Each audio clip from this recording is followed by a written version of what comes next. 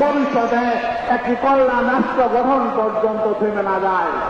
মানুষের অধিকার যাতে মানুষ ফিরে পায়, সুষম বৈষম্যহীন একটি সমাজ প্রতিষ্ঠা হয় এবং আমাদের মুক্তিযুদ্ধের যে অঙ্গীকার ছিল মানবিক মর্যাদা, সামাজিক ন্যায় বিচার, অর্থনৈতিক সাম্য প্রতিষ্ঠা যাতে হয়, এর ব্যাপারে আপনারা আশা করি